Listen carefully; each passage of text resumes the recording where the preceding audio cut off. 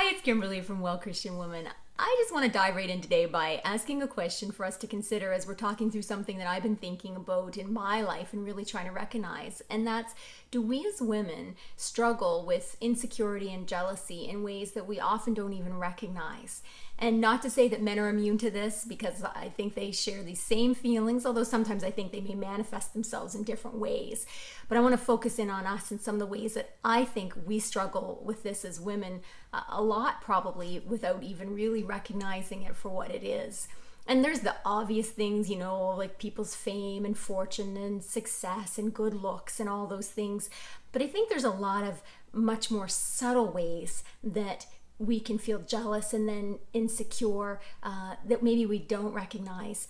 Maybe things like, we're jealous of our friend's husband who we feel, is more supportive or does more things than ours does. Or maybe we're jealous because our friend is a great baker and gets lots of applause for that, or their house is perfectly decorated all the time, or their kids get awards and get recognition for things that maybe ours don't. And I think on and on it goes to a lot of things depending on who you are and which thing triggers that insecurity in you that somehow you don't feel as good about, and that will be different for me, right? We're all different about that, but I think that there's so many things that probably affect us that we may not even see. And it has ripple effect, because when we feel that, it's going to affect the people around us, our family, and so there's fallout for that.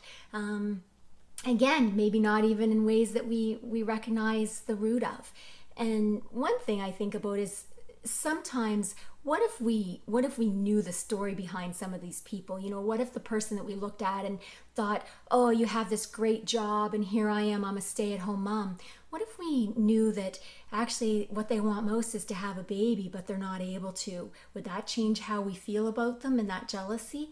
What if we knew that that perfect house and decoration and that great cook who's always perfectly dressed and whose children are always perfect at everything, what if we knew if she lived in an abusive relationship and it wasn't so perfect?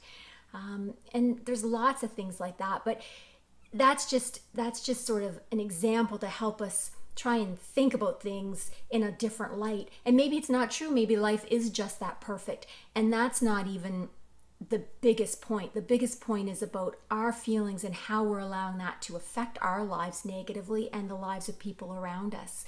And I think that there's many ways that this happens. And one is that it tears us down. It's a quick fix to say something negative about something or someone, or to feel it even if we don't voice it aloud, because inevitably tearing someone else down doesn't change them usually. But it definitely changes us, and it doesn't make us happy. In fact, quite the opposite, because within no time, not only did we do this negative thing, but then we feel guilty about it, and we still feel bad again the next time. It didn't help us feel any better about it. We're a bad example when we do that. Your kids, if you have kids, hear all of that. Or the friend you're talking to as you tear someone else down, or whoever it is around you, it's a bad example, and it's impacting them negatively as well. And I think, if it's someone that you're actually in relationship with, a friend or a colleague or a neighbor, it's going to interrupt your relationship. Even if you never speak it aloud, it's going to create barriers there, and you're going to fail to speak life into them because you have these feelings. And above all else, it's dishonoring to God. We are not living as God would have us live, both for ourselves and for the people around us when we do things like that. And so I think that, I know I'm often fooling myself, and some of the most embarrassing and shameful either thoughts or even things I've voiced aloud lots of times are rooted in some sort of insecurity or jealousy about someone. And I don't know about you, but I have these intentions that I'm just not going to do that again. And it lasts for about 5 minutes, and until the next time I see their perfectly decorated house or whatever it is that triggers those emotions in us. And James speaks to this in James 3:16-18.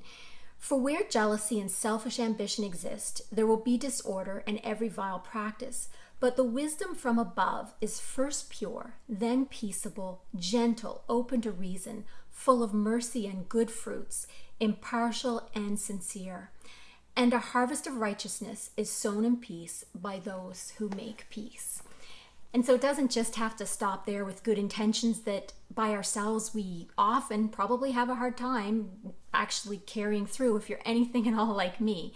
I think that there's ways that we really can try to recognize and create change. And the first is I guess, recognizing it and actually thinking about it and being purposeful and intentional and trying to change negative thoughts into positive thoughts.